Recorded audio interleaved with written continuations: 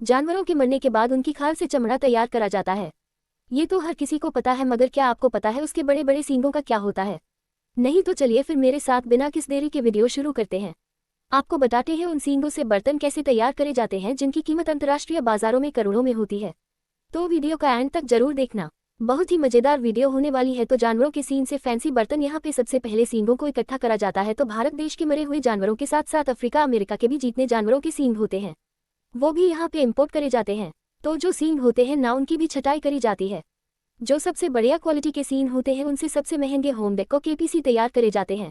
उसके बाद जो बचा माल होता है उनसे बनते हैं बर्तन जिनकी खपत सबसे ज्यादा सऊदी के देशों में है। तो सींगों को बांटने के बाद अब एक एक सींग को लिया जाएगा, उसकी कटाई शुरू करी जाएगी बर्तन बनाने के लिए। तो यहाँ पे जो है वो कब तैयार करे जा रहे हैं, तो उसके लिए सबसे पहले गुलाई में काटा जाता है और उसके बाद नाप के उसमें आकार दिया जाता है। हर एक सींग को बराबर तो काटा नहीं जा सकता, मगर उसमें आकार जो है वो सेम दिया जा सकता है, ताकि कोई भी डेकोरेशन पीस अगर कोई 2-3 लेता है तो उसका सेट जो है वो पूरा हो सके। तो आप यहाँ पे देख सकते हैं एक एक करके सारे के सारे सींगों को इसी प्रकार काटा जाएगा। पहले नीचे से गोल काटा जाता, उसके बाद उन्हें नापा जाता है और नापने के बाद उसका जो हैंडल होता है ना वो भी एक ही सीन में से निकाल लिया जाता है। जो ये सींग का बाकी का हिस्सा बचने वेस्ट नहीं होगा। इससे बदले तरह तरह के ब्रेसलेट। तो यहाँ पे जो सींग होते हैं कुछ कुछ सींग में हड्डी रह जाती है, कुछ में तो ऐसे ही निकल जाते हैं। जिनमें हड्डी रह जाती है उन्हें भी अलग कर लिया जाता है। अब ये जो आप बड़ी सी मशीन देख लेना, इसी का सबसे बड़ा खेल है, क्योंकि इसी मशीन से सींग का जो है बिल्कुल ही रंग रूप सब बदल दिया जाता है। ये मशीन होती है रिबिंग की। तो यहाँ पे सबसे पहले जो ये कटे हुए सींग आए थे उनकी रिबिंग शुरू करी जाएगी। उन्हें एक आकार दिया जाएगा कि वो देखने में जो है ना सुंदर लगे। बिना सुंदर के तो आजकल कोई चीज़ खरीदता ही नहीं है, तो इसको सुंदर बनाने के लिए यहाँ पे रिबिंग का इस्तेमाल करा जाता है।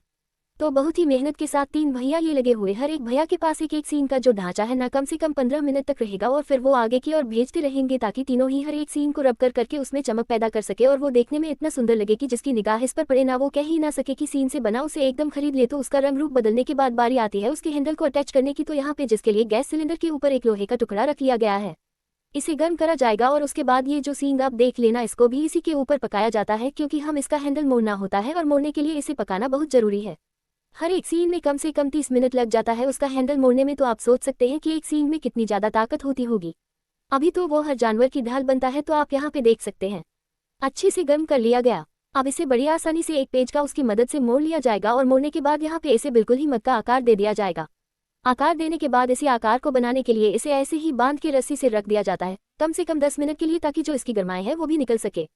उसके बाद इसे पानी में डुबोया जाता है ताकि इस पर जो कालसाई है ना गर्म करने से वो भी निकल सके। तो अभी आप देख सकते हैं इसकी कालस भी इसी तरह पानी में निकाल ली गई है और कालस निकालने के बाद इसे ठंडा होने के लिए रख दिया जाता है।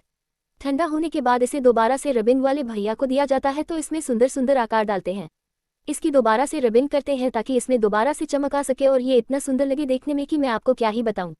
अब इसी सुंदरता तो हो गई, बट नीचे बेस तो है ही नहीं। तो बेस अटैच करने के लिए यहाँ पे एक लकड़ी का टुकड़ा लिया जाता है जिसके ऊपर लगाई जाती है ग्लू, और ग्लू लगाने के बाद इस पे रख दिया जाता है ये सींगों का ढांचा, जो देखने में कोई कह ही नहीं सकता कि सींग से बनाए। तो आज के बाद अगर कोई भी आप ऐसा बर्तन देख रहे हैं जिसमें अलग से नीचे लकड़ी लगाई गई है तो समझ जाएगा कि वो जानवरों की सींग से बनी है। तो यहाँ पे इस लकड़ी के टुकड़े को भी अच्छे से चिपकाया जाएगा ग्लू की मदद से, और जैसे ही बिल्कुल बढ़िया तरीके से चिपक जाएगा इसे अच्छा सा घुमा घुमा के जाता जाएगा कि अच्छे से चिपका या नहीं, और जैसे ही चिपक जाता है इसे दोबारा से भेजा जाएगा रबिंग वाले भैया के पास, क्योंकि रबिंग वाले भैया देंगे इसे फाइनल टच और इसे बना देंगे इतना सुंदर कि जैसे ये अंतर्राष्ट्रीय बाजारों में जाए हर एक करोड़पति से देखते ही खरीद ले। तो यहाँ पे जो है हमारे जानवरों के सी